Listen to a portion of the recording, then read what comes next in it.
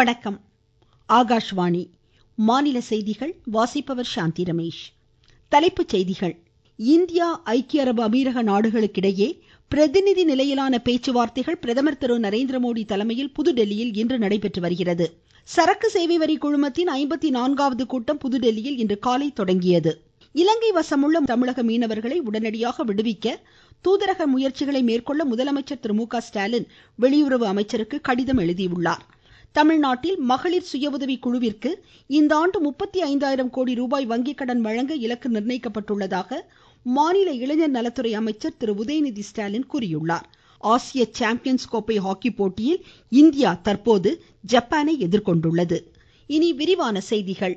India ஐக்கிய அரபு அமீரக நாடுகளுக்கிடையிலான இருதரப்பு ஒத்துழைப்பு குறித்து பிரதமர் திரு நரேந்திரமோடி அபுதாபி இளவரசர் ஷேக் கலீத் பின் முகமது பின் சயத் அல் நஹ்யான் உடன் புதுதில்லியில் இன்று இருதரப்பு பேச்சுவார்த்தைகளை மேற்கொண்டுள்ளார். வர்த்தகம், முதலீடு, தொழில்நுட்பம், கல்வி, கலாச்சாரம் உள்ளிட்ட பல்வேறு துறைகளில் நட்புறவை வலுப்படுத்துவது தொடர்பான பேச்சுவார்த்தைகள் இதில் இடம்பெறுகின்றன.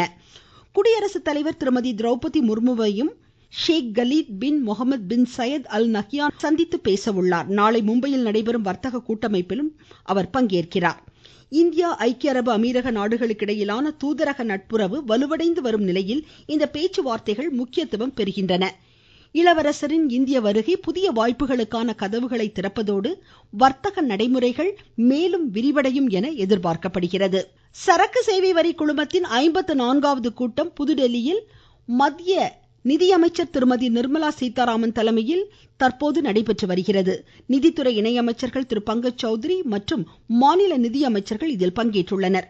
காப்பீட்டு தொகை மீதான வரி விதிப்பு, ஆன்லைன் விளையாட்டு மீதான சரக்கு சேவை வரி ஆகியவை குறித்து இன்றைய கூட்டத்தில் விவாதிக்கப்படுவதாக தெரிகிறது.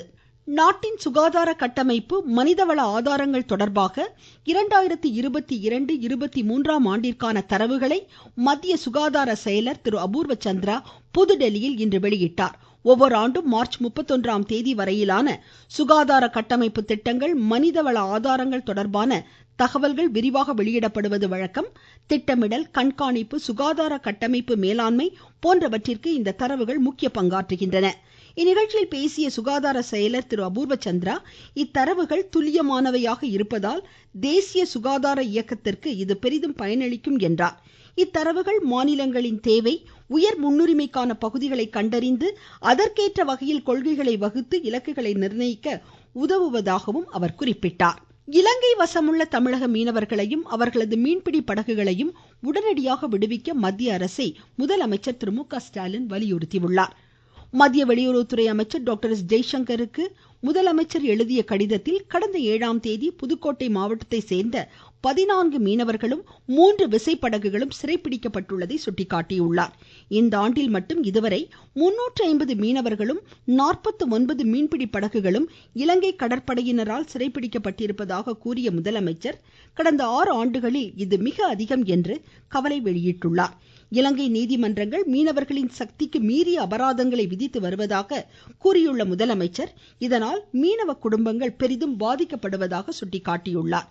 எனவே மீனவர்களையும் மீன்பிடி படகுகளையும் விடுவிக்க உறுதியான தூதரக முயற்சிகளை மேற்கொள்வதோடு அபராத தொகையை தள்ளுபடி செய்யவும், கூட்டு பணிக்குழு கூட்டத்தை விரைந்து நடத்திடவும் வெளியுறவுத்துறை அமைச்சர் தலையிட்டு உடனடி நடவடிக்கைகளை மேற்கொள்ள வேண்டும் என்று முதலமைச்சர் கோரியுள்ளார். கோவை தமிழ்நாடு வேளாண் பல்கலைக்கழகத்தின் 44வது பட்டமளிப்பு விழா பல்கலைக்கழக வேந்தரும் தமிழக ஆளுநருமான திரு ஆர்.என். ரவி தலைமையில் இன்று நடைபெற்றது. இந்நிகழ்ச்சியில் சிறப்புரையாற்றிய மத்திய உழவர் உரிமைகள் பாதுகாப்பு ஆணைய தலைவர் டாக்டர் திரிலோச்சன் மகாபத்ரா, கடந்த 14 ஆண்டுகளில் பருவநிலைகளை எதிர்கொள்ளும் வகையில் 150 உயிரி செறிவூட்டப்பட்ட பயிர் ரகங்கள் உருவாக்கப்பட்டுள்ளதாக குறிப்பிட்டார்.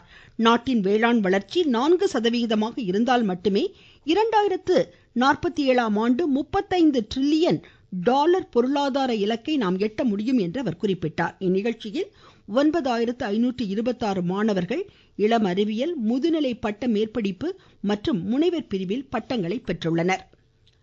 காவிரி நீர் ஒழுங்காற்று குழு கூட்டம் வரும் 12ஆம் தேதி புதுதில்லியில் நடைபெறுகிறது. இந்த கூட்டத்தில் தமிழகம், கேரளம், கர்நாடகம், புதுச்சேரி மாநிலங்களின் உயர் அதிகாரிகள் பங்கேற்க உள்ளனர்.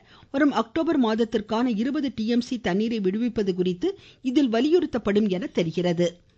நீங்கள் கேட்டுக்கொண்டிருப்பது ஆகாஷ்வாணியின் மாநில செய்தி அறிக்கை. புதிய குற்றவியல் சட்டங்களின் சிறப்பம்சங்கள். முதல் தகவல் அறிக்கையை எல்லை வரையறையின்றி எந்த ஒரு காவல் நிலையத்திலும் பதிவு செய்யும் வசதி, 6 வகை சிறிய குற்றங்களுக்கு தண்டனையாக சமூக சேவை, பெண் குழந்தைகளுக்கு எதிரான பாலியல் வன்கொடுமைகளில் ஈடுபடுவோருக்கு ஆயுள் தண்டனை அல்லது மரண தண்டனை விதிப்பதற்கான பிரிவுகள், டிஜிட்டல் ஆவணங்களை சாட்சியங்களாக சேர்த்துக் கொள்ளுதல் ஆகியவற்றிற்கு வகை செய்யப்பட்டுள்ளது. தமிழ்நாட்டில் மகளிர் சுய உதவி குழுவிற்கு இந்த ஆண்டு 35,000 கோடி ரூபாய் வங்கிக் கடன் வழங்க இலக்கு நிர்ணயிக்கப்பட்டுள்ளதாக மாநில இளைஞர் நலத்துறை அமைச்சர் திரு உதயநிதி ஸ்டாலின் தெரிவித்துள்ளார். மதுரையில் 300 கோடி ரூபாய் மதிப்பீட்டிலான அரசு நலத்திட்ட உதவிகளை 25,000க்கும் மேற்பட்ட பயனாளிகளுக்கு இன்று வழங்கி பேசிய அவர், மகளிர் முன்னேற்றம், கல்வி, சுகாதாரம் உள்ளிட்ட 13 துறைகளில் தமிழகம் முன்னோடி மாநிலமாக திகழ்கிறது என்றார். மதுரை மாவட்டத்தில் 12,300 பேருக்கு வீட்டுமனை பட்டாக்கள் இன்று வழங்கப்பட்டதாகவும் அமைச்சர் தெரிவித்தார். ஒட்டுமொத்தமா கல்வியை எடுத்துக்கொண்டால் இந்தியாவிலேயே உயர்கல்வியில் தமிழ்நாடு தான் இன்றைக்கு முக்கியமான இடத்துல இருக்கு. உயர்கல்வி சேர்க்கின்ற மாணவர்களுடைய சராசரி, பள்ளிக்கூடம் முடிச்சிட்டு காலேஜுக்கு போற அந்த மாணவர்களுடைய சராசரி இந்தியாவிலேயே தமிழ்நாடு தான் முதலிடம். டாப் ரேங்கிங் இன்ஸ்டிடியூட் என்று சொல்லக்கூடிய உயர்கல்வி நிறுவனங்களை கொண்ட நம்பர் 1 மாநிலமா இன்றைக்கு தமிழ்நாடு திகழ்ந்து கொண்டிருக்கிறது. திருச்சியில் மாநில நகராட்சி நிர்வாகத்துறை அமைச்சர் திரு KN நேரு மகளிர் சுய உதவி குழுவினருக்கு வங்கிக் கடன் இணைப்பு ஆணைகளை இன்று வழங்கினார். இந்நிகழ்ச்சியில் பேசிய மாவட்ட ஆட்சித்தலைவர் திரு பிரதீப் குமார், திருச்சி மாவட்டத்தில் 14,000 மகளிர் சுய உதவி குழுவினருக்கு தொழில் மேம்பாட்டு கடன் வழங்கப்பட உள்ளதாக குறிப்பிட்டார். திருச்சிராப்பள்ளி மாவட்டத்தில் 100 கோடி 54 லட்சம் நம்ம இன்னைக்கு கொடுக்கவிருக்கிறோம். கிட்டத்தட்ட 14,000 சுய உதவி குழு மகளிருக்கு இங்கே அந்த கடன் தொகை வழங்கப்படவிருக்கிறது. இந்த கடன் கொடுப்பதற்கான மிக முக்கியமான காரணம் உங்களுடைய தொழிலை நீங்கள் மேம்படுத்த வேண்டும் என்ற காரணத்துக்காக தான் நம்ம கொடுக்கிறோம்.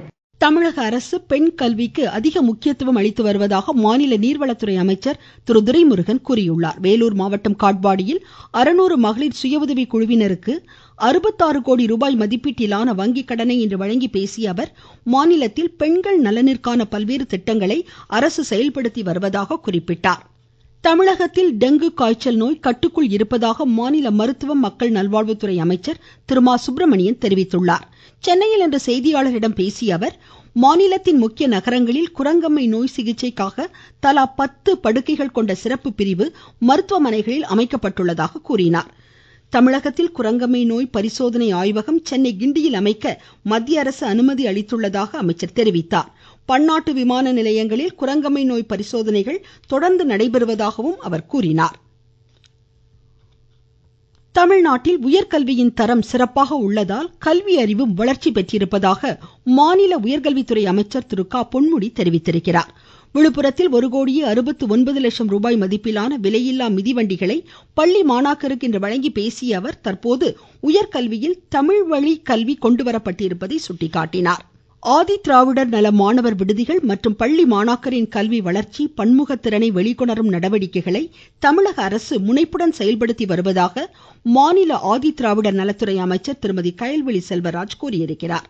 சென்னையில் இன்று அவர் வெளியிட்ட அறிக்கையில் 35 கோடி ரூபாய் மதிப்பீட்டில் 366 விடுதிகளின் பராமரிப்பு பணிகளை மாநில அரசு கடந்த 3 ஆண்டுகளில் மேற்கொண்டிருப்பதாக சுட்டிக்காட்டினார். இதன் தொடர்ச்சியாக 520 ஆதி திராவிட நல விடுதிகள் தேர்வு செய்யப்பட்டு 100 கோடி ரூபாய் செலவில் பராமரிப்பு பணிகள் தாட்கோ மூலம் தொடங்கப்பட உள்ளதாகவும் தெரிவித்தார். மதுரை, கோவை, திருச்சி, நீலகிரி போன்ற நகரங்களில் அனைத்து வசதிகளுடன் கூடிய முன்மாதிரி விடுதிகளின் கட்டுமான பணிகள் நடைபெற்று வருவதையும் அவர் சுட்டிக்காட்டினார். மாணாக்கருக்கு வழங்கப்படும் உணவின் அளவையும் தரத்தையும் கண்காணிக்க தனியாக செயலி உருவாக்கப்பட்டுள்ளதாக கூறிய அமைச்சர், இதனை விடுதி மாணாக்கரே சரிபார்த்துக் கொள்ளும் வசதியும் ஏற்படுத்தப்பட்டிருப்பதாக குறிப்பிட்டார். தமிழ்நாட்டில் ஆதி திராவிடர் நலத்துறை விடுதிகளில் அடிப்படை வசதிகளை மாநில அரசு முழுமையாக செய்து கொடுப்பதன் அவசியத்தை அஇஅதிமுக பொதுச் செயலாளர் திரு எடப்பாடி கே பழனிசாமி வலியுறுத்தியுள்ளார். சேலத்தில் இன்று செய்தியாளர்களிடம் பேசிய அவர், பரந்தூர் விமான நிலைய பணிகள் தொடங்கிவிட்ட நிலையில் விவசாயிகளை அழைத்து பேசி அரசு சுமூக தீர்வு காண வேண்டும் என்று கேட்டுக்கொண்டார். சீனாவின் ஹுலன்புயூரில் நடைபெறும் ஆசிய சாம்பியன்ஸ் கோப்பை ஹாக்கி போட்டியில் இந்தியா தற்போது ஜப்பானை எதிர்கொண்டுள்ளது. மீண்டும் தலைப்புச் செய்திகள். இந்தியா, ஐக்கிய அரபு அமீரக நாடுகளுக்கிடையே பிரதிநிதி நிலையிலான பேச்சுவார்த்தைகள் பிரதமர் திரு நரேந்திர மோடி தலைமையில் புதுதில்லியில் இன்று நடைபெற்று வருகிறது. சரக்கு சேவை வரி குழுமத்தின் 54வது கூட்டம் புதுதில்லியில் இன்று காலை தொடங்கியது. இலங்கை வசமுள்ள தமிழக மீனவர்களை உடனடியாக விடுவிக்க தூதரக முயற்சிகளை மேற்கொள்ள முதலமைச்சர் திரு மு க ஸ்டாலின் வெளியுறவு அமைச்சருக்கு கடிதம் எழுதியுள்ளார். தமிழ்நாட்டில் மகளிர் சுய உதவி குழுவினருக்கு இந்த ஆண்டு 35,000 கோடி ரூபாய் வங்கிக் கடன் வழங்க இலக்கு நிர்ணயிக்கப்பட்டுள்ளதாக மாநில இளைஞர் நலத்துறை அமைச்சர் திரு உதயநிதி ஸ்டாலின் தெரிவித்துள்ளார். ஆசிய சாம்பியன்ஸ் கோப்பை ஹாக்கி போட்டியில் இந்தியா தற்போது ஜப்பானை எதிர்கொண்டுள்ளது. இத்துடன் இந்த செய்தி அறிக்கை முடிவடைந்தது.